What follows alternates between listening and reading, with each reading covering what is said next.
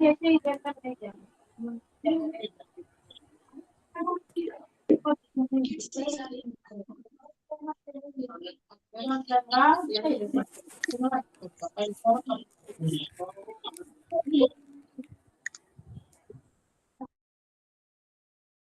कृष्णा हरे कृष्णा। ओम नमो भगवते वासुदेवाय। ओम नमो भगवते वासुदेवाय। ओम नमो भगवते वासुदेवाय। ओम अज्ञानतिमिरान्धस्य ज्ञानाञ्जनाशलाकया चक्षुरुन्मीलितं येन तस्मै श्रीगुरवे नमः। नमो विष्णुपादाय कृष्णप्रेष्ठाय भूतले श्रीमते भक्तिवेदान्त स्वामिनिति नामिने। नमस्ते सारस्वते देवे गौरवाणी प्रचारिणे निर्विशेष शून्यवादी पाश्चात्य देशधारिणे। जय श्री कृष्ण चैतन्य प्रभु नित्यानंद श्री अद्वैत गदाधर श्रीवासादि गौर भक्त वृंद। हरे कृष्ण कृष्ण कृष्ण हरे हरे हरे राम राम हरे हरे। हरे कृष्ण। ശ്രീ ശ്രീ രാധാ ഗോവിന്ദ് ടെമ്പിൾ ഇസ്കോൺ മാംഗ്ലൂരിന്റെ ഭഗവത്ഗീത ക്ലാസ്സിലേക്ക് എല്ലാവർക്കും സ്വാഗതം. ഹരേ കൃഷ്ണ. നമ്മളിന്ന് അധ്യായം 3 മൂന്നാമത്തെ അധ്യായത്തിലേക്ക് കടക്കാണ്. ഇന്നലെ എടുക്കാൻ പറ്റിയില്ല നമുക്ക്, ഇന്ന് നമുക്ക് എടുക്കാം. മൂന്നാമത്തെ അധ്യായം കർമ്മയോഗം. രണ്ടാമത്തെ അധ്യായം നോക്കിയോ എല്ലാവരും? മനസ്സിലായോ? എന്തൊക്കെയോ മനസ്സിലായോ? മൂന്നാമത്തെ അധ്യായം തുടങ്ങാം. രണ്ടാണല്ലോ.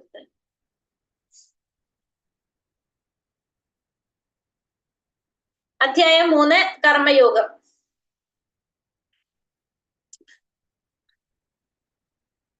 ഹരേ കൃഷ്ണ. അധ്യായം 3 കർമ്മയോഗത്തില് എന്താ പറയുന്നത്? ഒന്നാമത്തെ ശ്ലോകം. ഓം നമോ ഭഗവതേ വാസുദേവായ. അർജുന ഉവാച ജായസി ചേത് കർമ്മണസ്തേ മദാ ബുദ്ധിർജനാർദ്ദന തത്കിം കർമ്മണി ഘോരേ മാം നിയോജയസി കേശവ. അർജുനൻ പറഞ്ഞു, ഹേ ജനാർദ്ദന, അല്ലയോ കേശവ, ഫലകാംക്ഷയോടെ ചെയ്യുന്ന കർമ്മത്തെക്കാൾ ശ്രേഷ്ഠമാണ് ബുദ്ധി എന്ന് കരുതുന്നുവെങ്കിൽ അങ്ങ് എന്തിനാണ് എന്നെ ഈ ക്രൂരമായ യുദ്ധത്തിന് പ്രേരിപ്പിക്കുന്നത്? അർജുനൻ ചോദിക്കുകയാണ് ഭഗവാന്റെ അടുത്ത്. ഹേ ജനാർദ്ദന, ജനാർദ്ദന എന്ന് വിളിക്കുന്ന ഭഗവാൻ ഇവിടെ ജനാർദ്ദന എന്താ വിളിക്കുന്ന? കേശവ, ഫലകാംക്ഷയോടെ ചെയ്യുന്ന കർമ്മത്തെക്കാൾ ശ്രേഷ്ഠമാണ് ബുദ്ധി എന്ന് കരുതുന്നെങ്കിൽ, ബുദ്ധി എന്ന് പറയുന്നത് കൃഷ്ണാവബോധത്തിൽ ചെയ്യുക, അതാണെങ്കിൽ പിന്നെ എന്തിനാണ് എന്നെ കൊണ്ട് ഈ യുദ്ധത്തിന് പ്രേരിപ്പിക്കുന്നതെന്നാണ് അർജുനൻ ചോദിക്കുന്നത്. കൃഷ്ണാവബോധം, ബുദ്ധിയോഗം അഥവാ ജ്ഞാനാർജനത്തിനുള്ള പുരോഗതിക്കുള്ള ബുദ്ധിയോഗം അഥവാ ആത്മീയ ജ്ഞാനാർജന പുരോഗതിക്കുള്ള ബുദ്ധി എന്നത് കർമ്മനിരതമായ ജീവിതത്തിൽ നിന്നുള്ള പിൻവാങ്ങലും ഏകാന്തതയിലെ തപശ്ചര്യമാണെന്ന ധാരണ ആർക്കുണ്ടായിരുന്നു? അർജുനനുണ്ടായിരുന്നു.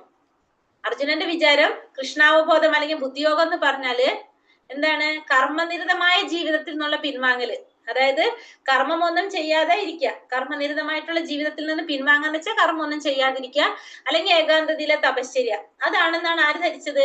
അർജുനൻ ധരിച്ചത്. ഭഗവാനാകട്ടെ മറുപടിയായിട്ട് കർമ്മയോഗത്തെ അല്ലെങ്കിൽ കൃഷ്ണാവബോധത്തെ പറ്റി ഈ അധ്യായത്തിൽ വിശദമായിട്ട് പ്രതിപാദിക്കുകയാണ് ചെയ്യുന്നത്. അപ്പൊ ഭഗവാൻ എന്ത് പറഞ്ഞു കൊടുക്കാണ് ഇവിടെ? കർമ്മയോഗത്തെ കുറിച്ച്, കൃഷ്ണാവബോധത്തെ പറ്റിയാണ് ഇവിടെ വിശദമായിട്ട് പറഞ്ഞു കൊടുക്കുന്നത്.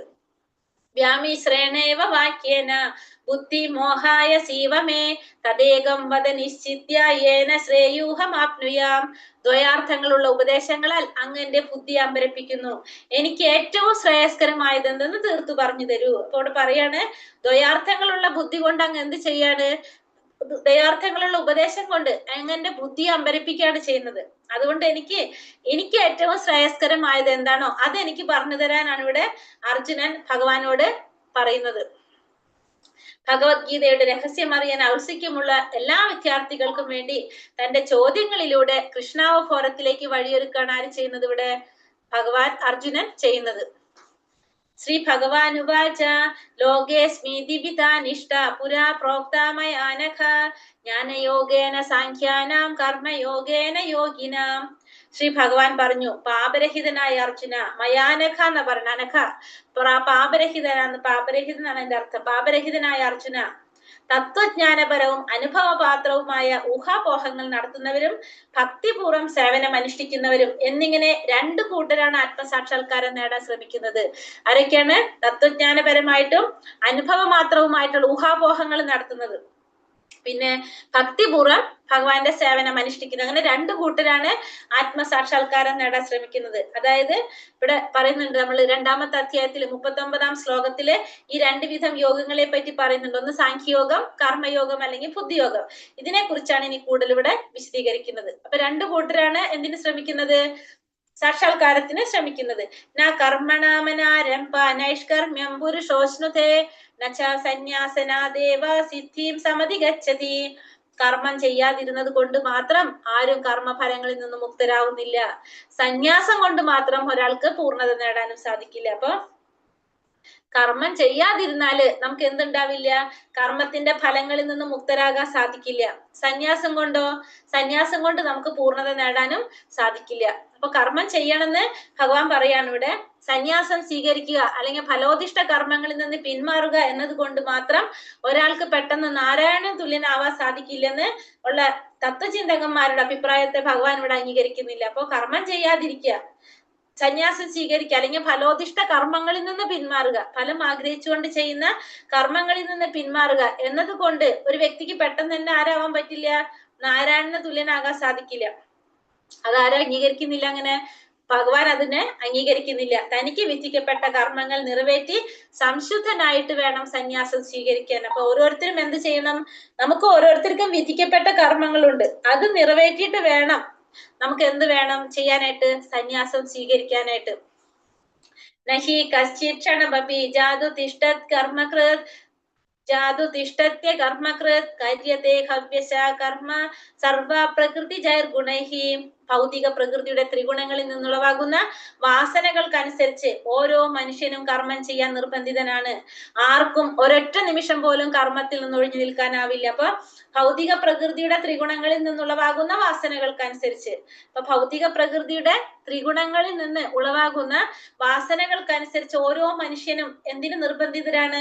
കർമ്മം ചെയ്യാനായിട്ട് നിർബന്ധിതരാണ്. കർമ്മം ചെയ്യാതിരിക്കാൻ ഒരൊറ്റ നിമിഷം ഒരാൾക്കും സാധിക്കില്ല. കർമ്മത്തിൽ നിന്ന് ഒഴിഞ്ഞു നിൽക്കാനായിട്ട് ആർക്കും ഒരു സെക്കൻഡ് പോലും ആർക്കും സാധിക്കില്ല. കർമ്മത്തിൽ നിന്ന് ഒഴിഞ്ഞു നിൽക്കുക. എല്ലാവരും എന്ത് ചെയ്യണം? കർമ്മം ചെയ്തേ പറ്റൂ. ശരീരസ്ഥനെങ്കിലും അല്ലെങ്കിലും എപ്പോഴും പ്രവർത്തിച്ചു കൊണ്ടിരിക്കുക എന്നത് ജീവാത്മാവിന്റെ സ്വഭാവമാണ്. ജീവാത്മാവ് എപ്പോഴും ഈ ശരീരത്തിൽ ഇരുന്നാലില്ലെങ്കിലും ജീവാത്മാവ് എന്ത് ചെയ്തുകൊണ്ടിരിക്കും? പ്രവർത്തിച്ചു കൊണ്ടിരിക്കും.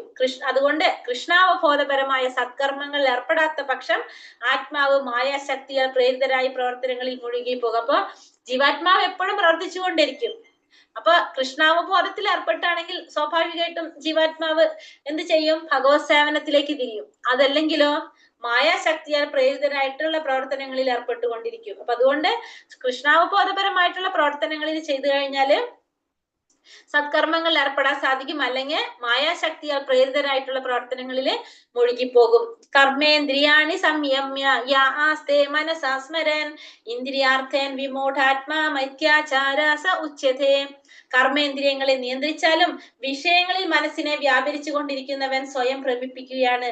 കപട നാട്യക്കാരൻ എന്നാണ് അയാളെ പറയേണ്ടത്. അപ്പൊ കർമ്മ ഇന്ദ്രിയങ്ങളെ നിയന്ത്രിച്ചു എന്ന് വിചാരിക്കൂ, പക്ഷെ എന്നിലും മനസ്സിലെ വിഷയങ്ങൾ വ്യാപരിപ്പിക്കുകയാണെങ്കിൽ, വിഷയങ്ങളിൽ മനസ്സിനെ വ്യാപരിപ്പിക്കുകയാണെന്ന് വെക്കൂ.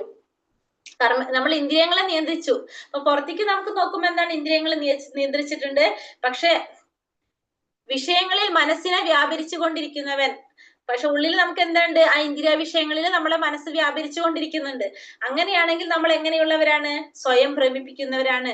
അവരെന്താ പറയണത്? കപട നാട്യക്കാരൻ എന്നാണ് അയാളെ പറയേണ്ടത്. ഇപ്പൊ യോഗിയെന്ന് നടിക്കുന്നതും വാസ്തവത്തിൽ വിഷയസുഖങ്ങൾ അനുഭവിക്കുന്നതും ചെയ്യുന്നവർ കടുത്ത വഞ്ചനയാണ്. അപ്പൊ പുറമേക്ക് നമുക്ക് അല്ലെങ്കിൽ രൂപത്തില് വസ്ത്രധാരണത്തിൽ കണ്ട ആരായിട്ട് തോന്നും?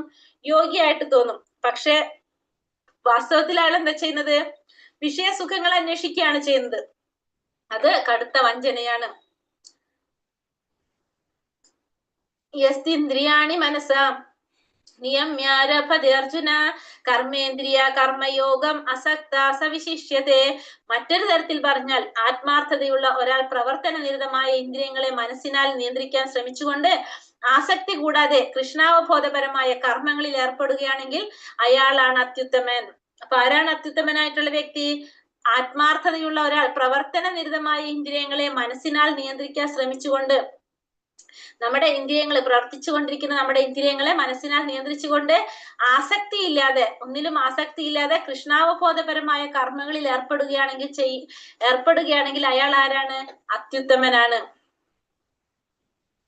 പൊള്ളയായ ആത്മീയവാദം കൊണ്ട് നിഷ്കളങ്കരായ പൊതുജനങ്ങളെ കബളിപ്പിക്കുന്നവനേക്കാൾ ഭേദപ്പെട്ടവൻ ധ്യാനാദികളെ ഒരു ഉപായം മാത്രമായി കരുതുന്ന കപട വേഷധാരിയായ ഒരാളെക്കാൾ എത്രയോ നല്ലവനാണ് മനസാക്ഷിയോടെ തെരുവ് തൂക്കുന്ന തൂപ്പുകാരൻ. അപ്പൊ പൊള്ളയായിട്ടുള്ള ആത്മീയവാദം കൊണ്ട് ഒരു നിഷ്കളങ്കരായിട്ടുള്ള പൊതുജനങ്ങളെ കബളിപ്പിക്കുന്നവന് അതിനേക്കാൾ ഭേദപ്പെട്ടവൻ. അതായത് പൊള്ളയായിട്ടുള്ള ആത്മീയവാദം കൊണ്ട് പൊതുജനങ്ങളെ കബളിപ്പിക്കുക, അല്ലെങ്കിൽ ധ്യാനാദികളെ ഒരു ജീവനോപായമായി മാത്രം കരുതുന്ന കപടവേഷധാരിയായിട്ടുള്ള യോഗികള്, ധ്യാനിക്കുന്നവര്, അവരെക്കാളും നല്ലവരാണ് ആര്? മനസാക്ഷിയോടെ തെരുവ് തൂക്കുന്ന ഒരു തൂപ്പുകാരൻ. നിയതം കുരു കർമ്മത്വം കർമ്മ നിയതം കുരു കർമ്മത്വം കർമ്മ ജായോഹ്യ കർമ്മണഃ ശരീരയാത്രാപീചതേന പ്രസിദ്ധ്യേത കർമ്മണഃ. നിനക്ക് വിധിക്കപ്പെട്ടിട്ടുള്ള കർമ്മം ചെയ്യുക. അപ്പൊ നീ എന്ത് ചെയ്യണം? അർജുനോട് പറയണം, നീ നിനക്ക് വിധിക്കപ്പെട്ട കർമ്മം ചെയ്യുക. നൈഷ്കർമ്മ്യത്തെക്കാൾ ശ്രേഷ്ഠമാണ് കർമ്മം. കർമ്മം ചെയ്യാതിരിക്കുന്നതിനേക്കാൾ ശ്രേഷ്ഠമാണ് എന്ത്? കർമ്മം ചെയ്യുന്നത്. കർമ്മം ചെയ്യാതെ സ്വന്തം ശരീരം നിലനിർത്താൻ പോലും ആർക്കും സാധിക്കില്ല. അപ്പൊ നമുക്ക് ആർക്കും കർമ്മം ചെയ്യാതിരിക്കാനായിട്ട് സാധിക്കില്ല. കർമ്മം ചെയ്യാതെ സ്വന്തം ശരീരം നിലനിർത്താൻ പോലും ഒരാൾക്കും സാധിക്കില്ല.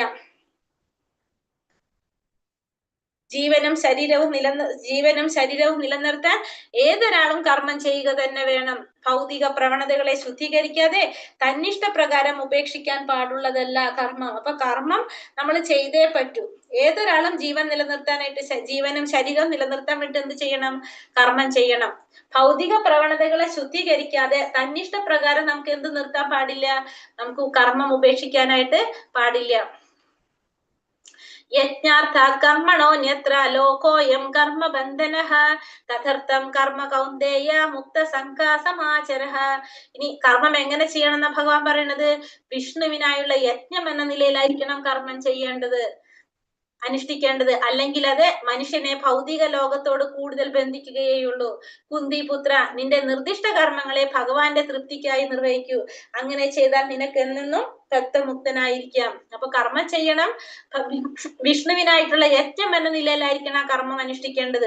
അല്ലെങ്കിൽ എന്ത് ചെയ്യും? നമ്മൾ ഈ ഭൗതിക ലോകത്ത് അത് കൂടുതൽ ബന്ധിക്കുകയാണ് ചെയ്യുന്നത്. അപ്പൊ അതുകൊണ്ട് നിന്റെ നിർദ്ദിഷ്ട കർമ്മങ്ങള്, നിനക്ക് ചെയ്യേണ്ട നിന്റെ കർമ്മങ്ങള് ഭഗവാന്റെ സംതൃപ്തിക്കായിട്ട് നിർവഹിക്കാം. അങ്ങനെ ചെയ്യുകയാണെങ്കിൽ നിനക്ക് എന്നെന്നും എന്തായിരിക്കും? ബദ്ധമുക്തനായിട്ടിരിക്കാൻ സാധിക്കും. നമുക്ക് ഈ ബന്ധനത്തിൽ നിന്ന് മുക്തി നേടിയിരിക്കാനായിട്ട് സാധിക്കുമെന്ന് ഭഗവാൻ പറയുന്നു. യജ്ഞം എന്നാൽ വിഷ്ണു ഭഗവാൻ അല്ലെങ്കിൽ യാഗാനുഷ്ഠാനം എന്നർത്ഥം. എല്ലാ യജ്ഞാചരങ്ങളും ശ്രീ വിഷ്ണുവിന്റെ സംതൃപ്തിക്കാണ് വേണ്ടി. അപ്പൊ എല്ലാ യജ്ഞങ്ങളും ആർക്ക് വേണ്ടിയിട്ടാണ് ചെയ്യുന്നത്? ഭഗവാനെ പ്രീതിപ്പെടുത്താൻ വേണ്ടിയിട്ടാണ് എല്ലാ യജ്ഞങ്ങളും ചെയ്യുന്നത്. സഹ യജ്ഞ പ്രജാ സൃഷ്ട്വാ പുരോവാച പ്രജാപതിഹി അനേന പ്രസവിശ്വേതം ഏഷാവോസ്തിഷ്ട കാമതു. സൃഷ്ടിയുടെ ആരംഭത്തിൽ പ്രജാപതി ദേവന്മാരെയും മനുഷ്യരെയും ഒപ്പം തന്നെ വിഷ്ണുവിനായിട്ടുള്ള യജ്ഞങ്ങളെയും ഉൽപ്പാദിപ്പിച്ച ശേഷം അവരെ ഇങ്ങനെ ആശീർവദിച്ചു. അപ്പൊ സൃഷ്ടിയുടെ ആരംഭത്തിൽ പ്രജാപതി എന്ത് ചെയ്തു? ദേവന്മാരെ മനുഷ്യരെയും ഒപ്പം തന്നെ വിഷ്ണുവിനായിട്ടുള്ള ഈ യജ്ഞങ്ങളും ഉൽപ്പാദിപ്പിച്ചു. അതിനുശേഷം എന്താ പറഞ്ഞത്? ഈ യജ്ഞങ്ങൾ കൊണ്ട് നിങ്ങൾ സന്തുഷ്ടരാവുക, മോക്ഷപ്രാപ്തിക്കും സുഖജീവിതത്തിനും വേണ്ടുന്നതെല്ലാം നിങ്ങൾക്ക് ഇതിൽ നിന്ന് ലഭിക്കും. അപ്പൊ നിങ്ങൾ ഈ യജ്ഞം കൊണ്ട് സന്തുഷ്ടരാകുക. നിങ്ങൾക്ക് മോക്ഷപ്രാപ്തിക്ക് വേണ്ടതും സുഖജീവിതത്തിന് വേണ്ടതെല്ലാം ഇതിൽ നിന്ന് ലഭിക്കുമെന്നാണ് പ്രജാപതി പറയുന്നത്. യജ്ഞാനുഷ്ഠാനത്താൽ ഭക്തരായ ഈ ആത്മാക്കൾ ക്രമേണ കൃഷ്ണാവബോധം ആർജിക്കുന്നു. കലിയുഗത്തിൽ പറഞ്ഞിരിക്കുന്ന യജ്ഞം എന്താണ്? സങ്കീർത്തന യജ്ഞമാണ് വേദത്തില് പറഞ്ഞിരിക്കുന്നത്. അപ്പൊ യജ്ഞാനുഷ്ഠാനം കൊണ്ട് ഭക്തരായിട്ടുള്ള ആത്മാക്കൾ പതുക്കെ പതുക്കെ എന്തിലേക്ക് വരാൻ സാധിക്കും? കൃഷ്ണാവബോധത്തിലേക്ക് വരാനായിട്ട് സാധിക്കും. അപ്പൊ കലിയുഗത്തിൽ നമ്മൾ ചെയ്യേണ്ട യജ്ഞം എന്താണ്? നാമജപം, നാമസങ്കീർത്തനമാണ് കലിയുഗത്തിൽ ചെയ്യേണ്ടത്. ദേവാൻ ഭാവയതാനേന തേ ദേവാ ഭാവയന്തുവഃ പരസ്പരം ഭാവയന്ത ശ്രേയാ പരമവ്യാപ്സ്യത. ദേവന്മാർ യജ്ഞം കൊണ്ട് സന്തുഷ്ടരായാൽ നിങ്ങളെ അവർ സന്തുഷ്ടരാക്കും. ഇങ്ങനെ പരസ്പര പ്രീണനം കൊണ്ട് രണ്ടു കൂട്ടർക്കും പരമശ്രേയസ് അനുഭവിക്കാം. അപ്പൊ നമ്മള് യജ്ഞങ്ങൾ അനുഷ്ഠിക്കുമ്പോ, യജ്ഞങ്ങൾ സമർപ്പിക്കുമ്പോ ആര് സന്തോഷിക്കും? ദേവന്മാരെ സന്തോഷിക്കും, ദേവന്മാര് സന്തുഷ്ടരാകും. അങ്ങനെ പരസ്പരം പ്രീണനം. അപ്പൊ ദേവന്മാര് സന്തോഷിക്കുമ്പോ അവര് നമുക്ക് എന്ത് തരും? നമ്മൾ ആഗ്രഹിക്കുന്ന കാര്യങ്ങൾ അവർ തരും. അങ്ങനെ പരസ്പരം പ്രീണനം കൊണ്ട് രണ്ടു കൂട്ടർക്കും പരമശ്രേയസ് അനുഭവിക്കാൻ സാധിക്കും. അപ്പൊ നമ്മൾ യജ്ഞങ്ങൾ ചെയ്ത് ദേവന്മാരെ സന്തോഷിപ്പിക്കുന്നു. ആ യജ്ഞങ്ങൾ കൊണ്ട് സന്തോഷമാകുമ്പോ ദേവന്മാര് നമുക്ക് എന്ത് തരും? അതിന്റെ ഫലങ്ങൾ തരും. അപ്പൊ നമുക്ക് രണ്ടു കൂട്ടർക്കും സന്തോഷം അനുഭവിക്കാനായിട്ട് സാധിക്കും. ചില യജ്ഞങ്ങൾ ചില ദേവന്മാരെ പ്രീതിപ്പെടുത്താൻ വേണ്ടിയുള്ളതാണ്. അവ ചെയ്യുമ്പോഴും സർവ്വയജ്ഞോപഭോക്താവ് എന്ന നിലയ്ക്ക് വിഷ്ണു പൂജിക്കപ്പെടുന്നു. അപ്പൊ ചില യജ്ഞങ്ങള് ചില ദേവന്മാരെ പ്രീതിപ്പെടുത്താൻ വേണ്ടിയിട്ട് ചില യജ്ഞങ്ങളുണ്ട്. പക്ഷെ ഏത് യജ്ഞം ചെയ്യുമ്പോഴും അവിടെ ആരാണ് പൂജിക്കപ്പെടുന്നത്? സർവയജ്ഞോപഭോക്താവ് എന്ന നിലയില് ഭഗവാൻ തന്നെയാണ്, വിഷ്ണു തന്നെയാണ് അവിടെയും പൂജിക്കപ്പെടുന്നത്.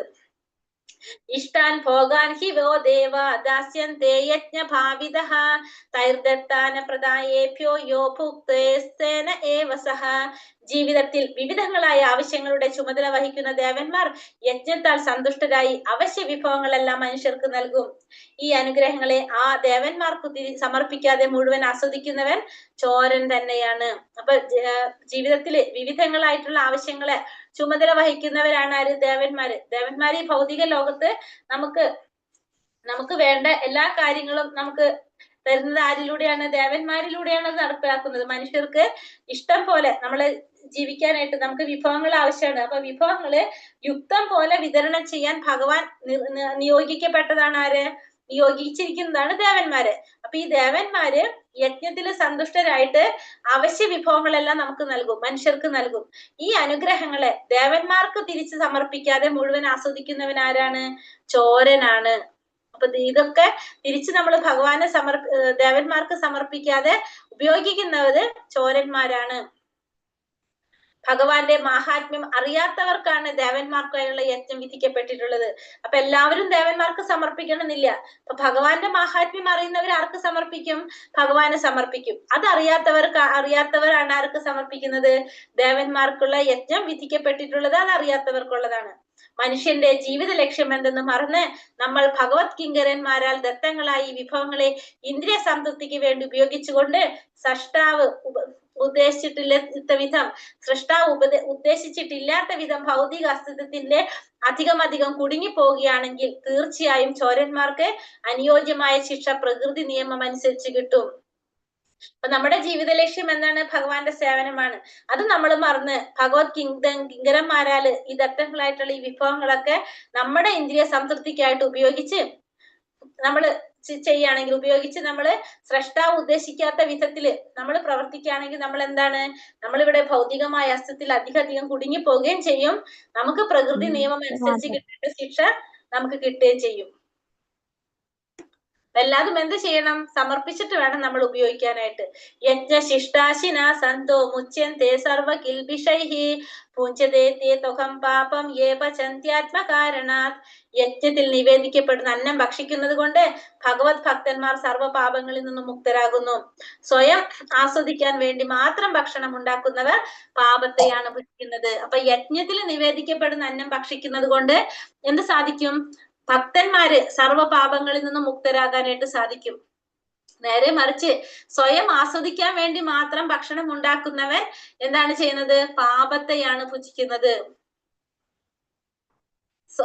ഭഗവത് ഭക്തന്മാരെ അഥവാ കൃഷ്ണാവബോധം ഉണർത്തുന്നവരെ സന്ത എന്ന് വിളിക്കുന്നു. ഭഗവാന്റെ ഭക്തന്മാരെ അല്ലെങ്കിൽ കൃഷ്ണാവബോധം ഉണർന്നവരെയാണ് എന്ത് വിളിക്കുന്നത്? സന്ത എന്ന് പറയുന്നത്. സത്തുക്കൾ എപ്പോഴും കൃഷ്ണന് പ്രേമഭക്തരാകുകയാൽ ആദ്യം തന്നെ അവിടത്തേക്ക് നിവേദിക്കാതെ അതൊന്നും സ്വീകരിക്കില്ല. അപ്പൊ സന്ത അതായത് ഭഗവാന്റെ ഭക്തന്മാര്, അങ്ങനെയുള്ളവര് ഭഗവാനിൽ പ്രേമഭക്തരായത് കൊണ്ട് തന്നെ അവരൊരിക്കലും ഭഗവാനെ നിവേദിക്കാതെ ഒന്നും തന്നെ അവർ സ്വീകരിക്കില്ല. അന്നാത് ഭവന്തി ഭൂതാനി പർജന്യാദന്ന സംഭവഃ യജ്ഞാത് ഭവതി പർജന്യോ യജ്ഞകർമ്മ സമുദ്ഭവ. എല്ലാ ജീവജാലങ്ങളും ധാന്യങ്ങൾ കൊണ്ട് ജീവിക്കുന്നു. അതാകട്ടെ മഴ മൂലം ഉണ്ടാകുന്നു.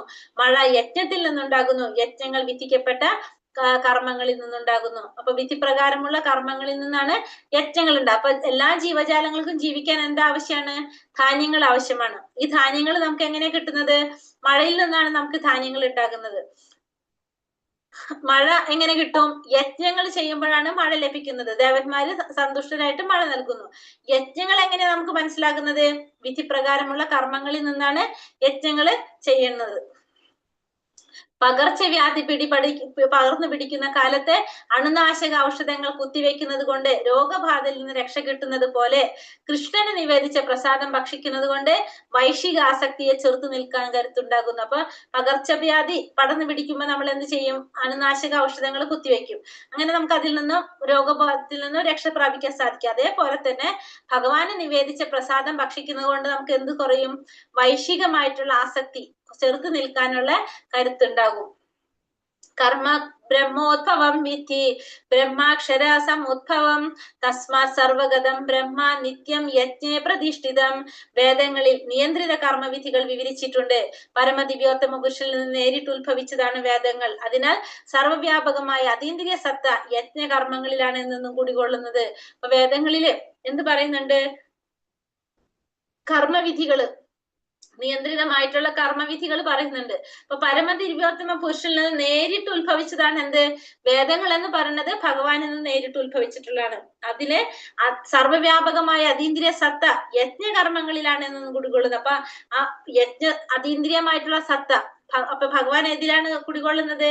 യജ്ഞകർമ്മങ്ങളിലാണ് എന്നും കുടികൊള്ളുന്നത്. അപ്പൊ ഭഗവാനിൽ നിന്ന് നേരിട്ട് ഉത്ഭവിച്ചതാണ് എന്ത്? വേദങ്ങള്. ഈ വേദങ്ങളിലാണ് എന്ത് പറഞ്ഞിരിക്കുന്നത്? ഈ പറഞ്ഞ കർമ്മവിധികളെല്ലാം പറഞ്ഞിരിക്കുന്നത്. വേദോപദിഷ്ടമല്ലാത്ത കർമ്മം, അതായത് വികർമ്മം, ആധികാരികമല്ലാത്തതും പാപകരവുമാകുന്നു. അപ്പൊ വേദങ്ങളിൽ പറയാത്ത കർമ്മങ്ങൾ നമ്മൾ ചെയ്താൽ അതിനെന്ത് പറയും നമ്മള്? അതായത് വേദത്തിനെതിരായിട്ട്, വേദത്തിന് നിഷിദ്ധമായിട്ടുള്ള കർമ്മങ്ങളെയാണ് വികർമ്മം എന്ന് പറയുന്നത്. അത് ആധികാരികമില്ലാത്തതാണ്, അത് പാപകരമായിട്ടുള്ളതാണ് വികർമ്മം. വൈദിക നിർദ്ദേശങ്ങൾ അനുഷ്ഠിക്കാൻ കഴിവില്ലാത്തവർക്കും കൃഷ്ണാവബോധത്തിന്റെ സിദ്ധാന്തം ഉൾക്കൊണ്ട് പ്രവർത്തിക്കാം. അവ വൈദിക ജ്ഞാനങ്ങളുടെ ഫലം ചെയ്യും. ഇപ്പൊ എല്ലാവർക്കും എന്ത് സാധിക്കണമെന്നില്ല? വേദശാസ്ത്രങ്ങൾ അനുസരിച്ച് പ്രവർത്തിക്കണമെന്നില്ല. അങ്ങനെ കഴിവില്ലാത്തവർക്ക് കൃഷ്ണാവബോധത്തിന്റെ സിദ്ധാന്തങ്ങൾ അനുസരിച്ച് പ്രവർത്തിക്കാം. കൃഷ്ണാവബോധത്തിന്റെ സിദ്ധാന്തങ്ങൾ അനുസരിച്ച് പ്രവർത്തിക്കുകയാണെങ്കിലും അവർക്ക് എന്ത് ചെയ്യും? എന്ത് സാധിക്കും? ഈ വൈദിക യജ്ഞങ്ങളുടെ ഫലം തന്നെ അവർക്കും കിട്ടും. ഏവം പ്രവർത്തിതം ചക്രം നാനുവർത്തായ ദീഹയ അഖായൂരീന്ദ്രിയാരാമോ മോഹം പാർത്ഥ ജീവതി. പ്രിയപ്പെട്ട അർജുന, വേദങ്ങളാൽ സ്ഥാപിക്കപ്പെട്ട യജ്ഞങ്ങൾ അനുഷ്ഠിക്കാതെ ജീവിക്കുന്നവൻ പാപം നിറഞ്ഞ ജീവിതമാണ് നയിക്കുന്നത്. ഇന്ദ്രിയ സന്ദർപ്പണത്തിന് വേണ്ടി മാത്രം ആഗ്രഹിക്കുന്ന അവന്റെ ജീവിതം ഫലമില്ലാത്തതാണ്. അപ്പൊ വേദങ്ങളിൽ പറഞ്ഞിരിക്കുന്ന യജ്ഞങ്ങൾ അനുഷ്ഠിക്കാതെ ജീവിക്കുന്നവൻ, നമുക്ക് ഓരോ സമയത്തും ഓരോ യജ്ഞങ്ങൾ പറയുന്നുണ്ട്.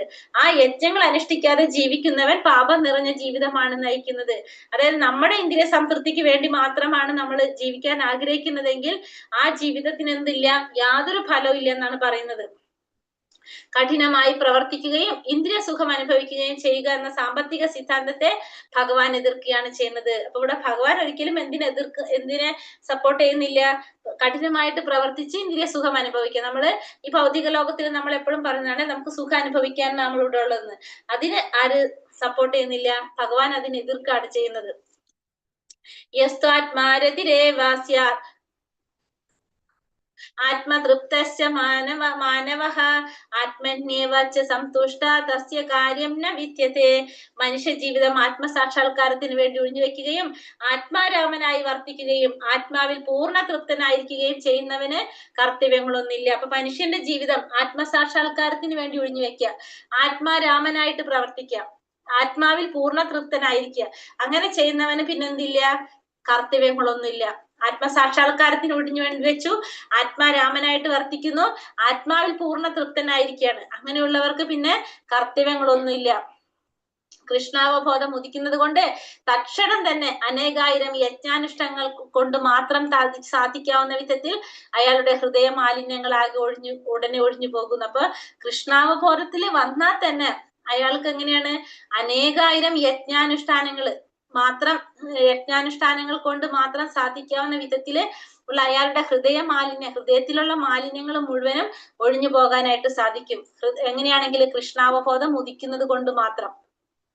നൈവ തസ്യ കൃതാനേർത്തോ നാകൃതേനേഹ ചശ്ചന നാചാസ്യ സർവഭൂതേഷു കശ്ചിദർത്ഥാവ്യപാശ്രയഃ. ആത്മസാക്ഷാത്കാരം ലഭിച്ചവന് തനിക്ക് വിധിക്കപ്പെട്ട കർത്തവ്യം നിറവേറ്റുന്നത് കൊണ്ട് നേടാനായിട്ടൊന്നുമില്ല, അത് ചെയ്യാതിരിക്കാൻ ഒരു കാരണവുമില്ല, അവന് മറ്റൊരു ജീവിയെയും ആശ്രയിക്കേണ്ടതില്ല. ഇപ്പൊ ആത്മസാക്ഷാത്കാരം ലഭിച്ചൊരു വ്യക്തിയാണെങ്കിൽ അയാൾക്ക് വിധിക്കപ്പെട്ട കർമ്മം നിർവഹിക്കുന്നത് കൊണ്ട് അയാൾക്ക് നേടാനായിട്ട് ഒന്നുമില്ല, അത് ചെയ്യാതിരിക്കാൻ ഒരു കാരണവും ഇല്ല അയാൾക്ക്. പിന്നെ അത് മാത്രല്ല, ആത്മസാക്ഷാത്കാരം ലഭിച്ച വ്യക്തിക്ക് വേറൊരാളെയും ആശ്രയിക്കേണ്ട ആവശ്യമില്ല, മറ്റൊരു ജീവിയെ ആശ്രയിക്കേണ്ടതായിട്ടും വരുന്നില്ല. ആത്മജ്ഞാനിക്ക് വിധിവിഹിതമായ ഒരു കർമ്മം ചെയ്യേണ്ട ബാധ്യതയില്ല. കൃഷ്ണാവബോധത്തിൽ ഏർപ്പെട്ടാൽ തന്നെ എന്ത് ചെയ്തു? എല്ലാ കർമ്മങ്ങളും ചെയ്തു. കൃഷ്ണാവബോധം എന്നാൽ നൈഷ്കർമ്മ്യമല്ല താനും. പക്ഷെ അതിന്റെ അർത്ഥം കൃഷ്ണാവബോധം എന്തല്ല, കർമ്മം ചെയ്യാതിരിക്കുന്നതല്ല കൃഷ്ണാവബോധം.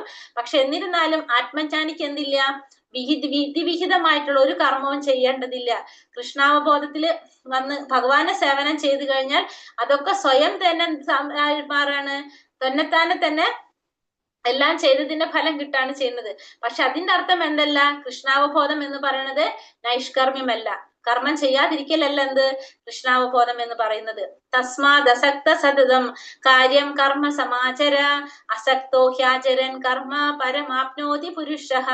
അതുകൊണ്ട് കർമ്മഫല കാംക്ഷ കൂടാതെ കടമ എന്ന നിലയ്ക്ക് കർത്തവ്യം നിർവഹിക്കുക. നിഷ്കാമ പ്രവർത്തനം ഭക്തനെ പരമപദത്തിലെത്തിക്കുക. അതുകൊണ്ട് എന്ത് ചെയ്യണം? ഫലം ആഗ്രഹിക്കാതെ തന്റെ കടമയാണെന്ന് മാത്രം വിചാരിച്ചുകൊണ്ട് കർത്തവ്യം നിറവേറ്റുക. അങ്ങനെയാണെങ്കിൽ എന്താണ് നിഷ്കാമ പരമ പ്രവർത്തനം? കർമ്മം നിഷ്കാമ കർമ്മം ചെയ്യുക. നമ്മൾ ഫലം ആഗ്രഹിക്കാതെ കർമ്മം ചെയ്യുകയാണെങ്കിൽ ആ ഭക്തന് അത് പരമപദത്തിൽ എത്തിക്കാനായിട്ട് സാധിക്കും. കുരുക്ഷേത്രത്തിൽ കൃഷ്ണന്റെ താല്പര്യം അനുസരിച്ച് പൊരുതാനാണ് അർജുനൻ നിയുക്തനായിട്ടുള്ളത്. അർജുനൻ യുദ്ധം ചെയ്യണമെന്ന് കൃഷ്ണൻ ആഗ്രഹിച്ചു. കൃഷ്ണാവബോധം നേടിയവർ ഭഗവാന് വേണ്ടി മാത്രം പ്രവർത്തിക്കുന്നു, ഫലത്തിൽ അവർക്ക് താല്പര്യമില്ല. അപ്പൊ കുരുക്ഷേത്ര യുദ്ധത്തിൽ ഭഗവാൻ ആഗ്രഹിച്ചത് എന്താണ്? അർജുനൻ ഭഗവാന് വേണ്ടിയിട്ട് യുദ്ധം ചെയ്യാനാണ് ആഗ്രഹിച്ചത്. കൃഷ്ണാവബോധം നേടിയവർക്ക് ഭഗവാന് വേണ്ടി മാത്രമാണ് ആര് പ്രവർത്തിക്കുന്നത്? കൃഷ്ണാവബോധത്തിലുള്ളവർ പ്രവർത്തിക്കുന്നത്. അവർക്ക് വേറെ ഒരു ലക്ഷ്യവും ഇല്ല, ഫലത്തിൽ ഒന്നിനും താല്പര്യമില്ല.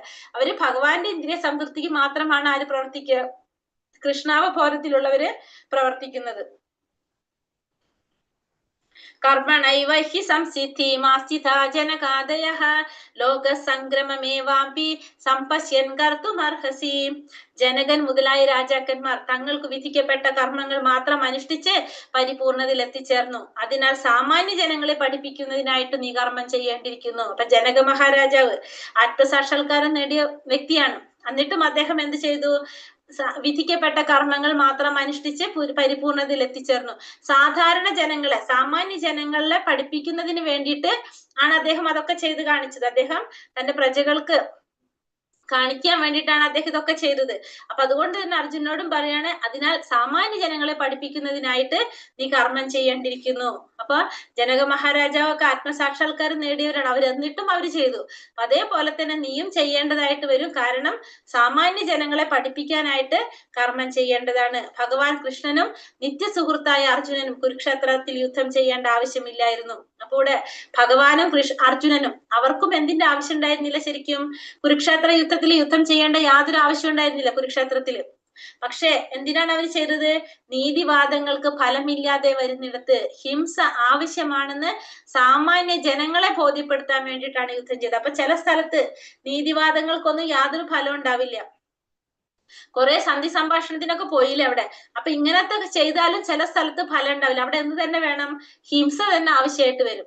ഇത് സാധാരണ ജനങ്ങളെ ബോധ്യപ്പെടുത്താനാണ് അവർ എന്ത് ചെയ്തത്? യുദ്ധം ചെയ്തത്. അപ്പൊ നമ്മള് യുദ്ധം ചെയ്യേണ്ട കാര്യമാണ്, അല്ലെങ്കിൽ നമ്മള് എന്താ പറയുക, പൊരുതേണ്ട ഒരു സ്ഥലമാണെങ്കിൽ നമ്മൾ അവിടെ എന്ത് ചെയ്തിരിക്കണം? പൊരുതിയിരിക്കണം. അവിടെ ഹിംസ ആവശ്യമാണെങ്കിൽ നമ്മൾ അത് പ്രവർത്തിച്ചിരിക്കണം. നമുക്ക് എതിർക്കേണ്ട സ്ഥലത്ത് നമ്മൾ എതിർക്കന്നെ വേണം എന്നാണ് ഇവിടെ ഭഗവാൻ പറയുന്നത്. അതായത് യുദ്ധം തന്നെ അങ്ങനെ പറയണത്, നീതിവാദങ്ങൾക്ക് ഫലമില്ലാത്ത വരുന്നിടത്ത് ഹിംസ ആവശ്യമാണ്. അങ്ങനത്തെ സ്ഥലത്ത് നമ്മൾ ഹിംസ ചെയ്യണമെന്ന് സാധാരണ ജനങ്ങൾ, നമ്മളെ പോലുള്ളവരെ ബോധ്യപ്പെടുത്തി തരാൻ വേണ്ടിയിട്ട് തന്നെയാണ് ഭഗവാനും അർജുനനും അവിടെ യുദ്ധം ചെയ്യുന്നത്. യദ്യദാചരതി ശ്രേഷ്ഠ സത്തദേവേതരോ ജനഃ സായത് പ്രമാണം കുരുതേ ലോകസ്താദന വർത്തതേ. ഒരു ശ്രേഷ്ഠനായ വ്യക്തി എന്തു തന്നെ ചെയ്താലും സാധാരണ ജനങ്ങൾ അദ്ദേഹത്തെ അനുകരിക്കും. മാതൃകാപരമായ പ്രവർത്തികളിൽ അദ്ദേഹം സ്വീകരിക്കുന്ന മാനദണ്ഡങ്ങളെ ലോകമൊട്ടാകെ ആദരിക്കുന്നു. അപ്പൊ ഒരു ശ്രേഷ്ഠനായ വ്യക്തി എന്ത് ചെയ്താലും അത് സാധാരണ ജനങ്ങൾ എന്ത് ചെയ്യും?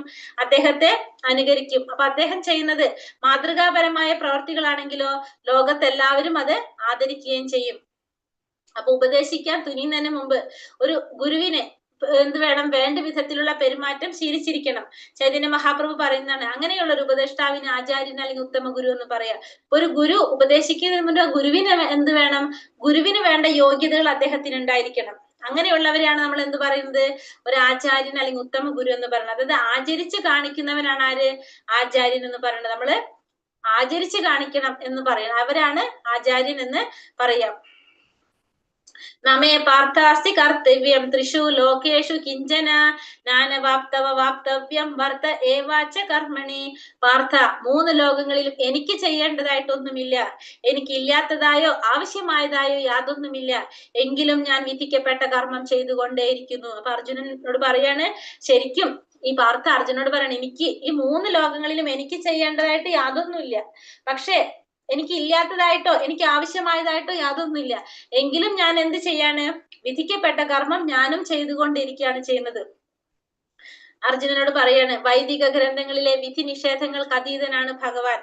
ഭഗവാൻ എല്ലാറ്റിനും അതീതനാണ്, എന്നിരിക്കലും വേദശാസനങ്ങളെ അതിലംഘിക്കുന്ന ഒരു പ്രവൃത്തിയും അദ്ദേഹം ചെയ്യാറില്ല. അപ്പൊ ഈ വേദങ്ങൾ അനുസരിച്ച് തന്നെയാണ് ആരും പ്രവർത്തിക്കുന്നത്, അവിടെ ഭഗവാനും പ്രവർത്തിക്കുന്നത്. അപ്പൊ അതിനെ ലംഘിക്കുന്ന ഒരു പ്രവൃത്തിയും ആരും ചെയ്യുന്നില്ല, ഭഗവാനും ചെയ്യാറില്ല എന്നാണ് ഇവിടെ ഭഗവാൻ പറയുന്നത്. കാരണം യതി ഹ്യമ്ന വർത്തേയം ജാതു കർമ്മണ്യ തന്ത്രിതഃ മമ വർത്തമാനു വർത്തന്തെ മനുഷ്യ പാർത്ഥ സർവശഃ. വിധിക്കപ്പെട്ട കർമ്മങ്ങൾ ഞാൻ ശ്രദ്ധയോടെ ചെയ്യാതിരുന്നുവെങ്കിലും അല്ലയോ പാർത്ഥ, ജനങ്ങൾ എന്റെ മാർഗം പിന്തുടരുമായിരുന്നു. അപ്പൊ അഥവാ ഞാനത് ചെയ്യാതിരുന്നാലോ അപ്പോഴും ജനങ്ങൾ എന്ത് ചെയ്യും? എന്റെ മാർഗം പിന്തുടരും. അപ്പൊ അതുകൊണ്ട് ഭഗവാൻ എന്ത് ചെയ്യണം? അവിടെ വിധിക്കപ്പെട്ട കർമ്മങ്ങള് ഭഗവാനും ചെയ്തു കാണിച്ചു. തന്റെ അവതാരം തന്നെ ധാർമ്മിക പ്രമാണങ്ങളെ പുനഃസ്ഥാപിക്കാൻ വേണ്ടിയാകയാൽ അദ്ദേഹം ആ നിബന്ധനകൾ അനുസരിച്ച്, അല്ലെങ്കിൽ അദ്ദേഹത്തിന്റെ സർവോത്കൃഷ്ടമായ അധികാരത്വം ഓർത്ത് സാധാരണ ജനങ്ങളും അവിടത്തെ പിന്തുടരും. അപ്പോ ഭഗവാൻ അവതരിച്ച് തന്നെ, ശ്രീകൃഷ്ണാവതാരം എന്തിനു വന്നായിരുന്നു? ധർമ്മത്തെ പുനഃസ്ഥാപിക്കാൻ. അല്ലെ, ഭഗവാൻ എന്താ പറയണത്? ധർമ്മത്തെ പുനഃസ്ഥാപിക്കാൻ വേണ്ടിയിട്ടാണ് ഭഗവാൻ അവതരിക്കുന്നത്. അപ്പോ ധർമ്മത്തെ പുനഃസ്ഥാപിക്കാൻ ഭഗവാൻ അവതരിച്ച ആ ധർമ്മം ഭഗവാൻ പാലിക്കാതെ പോയാലോ? അതുകൊണ്ട് ഭഗവാൻ എന്ത് ചെയ്യാണ്? ഭഗവാൻ ചെയ്യേണ്ടതായിട്ടുള്ള എല്ലാ കർമ്മങ്ങളും ഭഗവാൻ അവിടെ ചെയ്ത് കാണിക്കുകയാണ് ചെയ്തത്. അദ്ദേഹം എല്ലാ നിബന്ധനകളും ആരും അനുസരിച്ചു? ഭഗവാനും അനുസരിച്ചു. അല്ലെങ്കിൽ ഈ ജനങ്ങളും എന്ത് ചെയ്യും? അദ്ദേഹത്തെ പിന്തുടരും. ഉത്സീദേയൂരി മേ ലോകാന കുര്യാം കർമ്മ ചേദഹം സങ്കരസ്യ ച കർത്താസ്യം ഉപാഹാം ഹന്യാമി മപ്രച. ഞാൻ കർത്തവ്യം നിർവഹിക്കാതിരുന്നാൽ ഈ ലോകങ്ങളെല്ലാം നാശമടയും, അനാവശ്യമായ ജനപ്പെരുപ്പത്തിന് ഞാൻ കാരണമായി തീരും, അങ്ങനെ ജീവജാലങ്ങൾക്കെല്ലാം സമാധാനം നഷ്ടപ്പെടുകയും ചെയ്യും. അപ്പൊ ഞാൻ കർത്തവ്യം നിർവഹിക്കാതിരുന്നാലോ ഈ ലോകങ്ങളെല്ലാം നാശമടയും. കാരണം എല്ലാവരും തന്നിഷ്ടം ഇതേപോലെ തന്നെ പ്രവർത്തിക്കാൻ തുടങ്ങും, അനാവശ്യമായിട്ടുള്ള ജനപ്പെരുപ്പത്തിന് കാരണമാകും, അങ്ങനെ എല്ലാ ജീവജാലങ്ങളുടെയും സമാധാനവും അവിടെ നഷ്ടപ്പെടും. ശ്രീകൃഷ്ണ ഭഗവാൻ ബാല്യകാലത്ത് ഗോവർദ്ധന പർവ്വതം ഉയർത്തിപ്പിടിച്ചു എന്ന് വെച്ച് നമുക്ക് അങ്ങനെ ചെയ്യാൻ സാധ്യമല്ല. ഒരു മനുഷ്യന് അസാധ്യമായിട്ടുള്ളതാണത്. അദ്ദേഹത്തിന്റെ നിർദ്ദേശങ്ങൾ അനുസരിക്കാണ് വേണ്ടത്. നമ്മൾ ഒരിക്കലും എന്ത് ചെയ്യാൻ പാടില്ല? ഭഗവാനെ അനുകരിക്കാൻ പാടില്ല. ഭഗവാന്റെ നിർദ്ദേശങ്ങൾ അനുസരിക്കണം. ഭഗവാനെ അനുകരിക്കല്ല വേണ്ടത്, അനുസരിക്കാണ് വേണ്ടത്. സക്ത കർമ്മണ്യ വിദ്വാംസോ യഥാ കുർവന്തി ഭാരത കുര്യാത് വിദ്വാംസതാ സക്ത ചികീർഷുർലോക സംഗ്രഹം.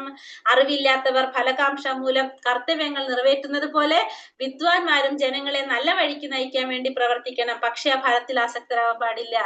അറിവില്ലാത്തവർ എന്ത് ചെയ്യും? ചെയ്യുന്ന കർമ്മത്തിന്റെ ഫലം ആഗ്രഹിക്കും അവര്. പക്ഷേ വിദ്വാൻമാരെന്ത് ചെയ്യണം? ജനങ്ങളെ നല്ല വഴിക്ക് നയിക്കാൻ വേണ്ടി പ്രവർത്തിക്കണം. അവരെന്ത് ചെയ്യാൻ പാടില്ല? ഫലത്തിൽ ആസക്തരാവാൻ പാടില്ല. കാരണം മറ്റുള്ളവർ അറിയാത്തത് കൊണ്ടാണ് അവർ കർമ്മത്തിന്റെ ഫലം ആഗ്രഹിക്കുന്നത്. വിദ്വാൻമാർക്ക് അറിയാം, അതുകൊണ്ട് അവരെന്ത് ചെയ്യാൻ പാടില്ല? കർമ്മത്തിന്റെ ഫലം ആഗ്രഹിക്കാൻ പാടില്ല. അവര് ഈ ജനങ്ങളെ നല്ല വഴിക്ക് നയിക്കാൻ വേണ്ടിയിട്ട് പ്രവർത്തിക്കാൻ വേണം. കൃഷ്ണാവബോധമുള്ളവനും അതില്ലാത്തവനും തമ്മിലുള്ള വ്യത്യാസം ആഗ്രഹങ്ങളുടെ കാര്യത്തിലാണ്. അജ്ഞൻ കർമ്മം ചെയ്യുന്നത് സ്വന്തം ഇന്ദ്രിയ പൂർത്തിക്ക് വേണ്ടിയും ഭക്തൻ ഭഗവത് പ്രീതിക്ക് വേണ്ടിയുമായിരിക്കും. അപ്പൊ എന്താണ്? കൃഷ്ണാവബോധത്തിലുള്ള ഒരു വ്യക്തി ചെയ്യുന്ന കർമ്മങ്ങളെല്ലാം ആർക്ക് വേണ്ടിയാണ് ചെയ്യുന്നത്? ഭഗവാന് വേണ്ടിയാണ് ചെയ്യുന്നത്. പക്ഷെ കൃഷ്ണാവബോധത്തിൽ ഇല്ലാത്ത വ്യക്തി, അതായത് ശാരീരിക ബോധത്തിലുള്ള വ്യക്തി, അല്ലെങ്കിൽ അജ്ഞനായിട്ടുള്ള ഒരു വ്യക്തി, ഭഗവാനെ കുറിച്ച് അറിയാത്തൊരു വ്യക്തി കർമ്മം ചെയ്യുന്നത് എന്തിനു വേണ്ടിയിട്ടാണ്? സ്വന്തം ഇന്ദ്രിയ സംതൃപ്തിക്ക് വേണ്ടിയിട്ടാണ് കർമ്മം ചെയ്യുന്നത്. അതാണ് അത് രണ്ടും തമ്മിലുള്ള വ്യത്യാസം. കൃഷ്ണാവബോധത്തിലുള്ള ഒരു വ്യക്തി ഭഗവാന് വേണ്ടി ചെയ്യും, ശാരീരിക ബോധത്തിലുള്ള വ്യക്തി തനിക്ക് വേണ്ടി ചെയ്യും. അതാണ് ഇത് രണ്ടും തമ്മിലുള്ള വ്യത്യാസം. ഹരേ കൃഷ്ണ കൃഷ്ണ കൃഷ്ണ ഹരേ ഹരേ, ഹരേ രാമ രാമ രാമ ഹരേ ഹരേ. വഞ്ചാകൽപതരൂപേശ്ച കൃപാ സിന്ധോഭ്യവച പതിതാനാം പാവനേഭ്യോ വൈഷ്ണവേഭ്യോ നമോ നമഃ.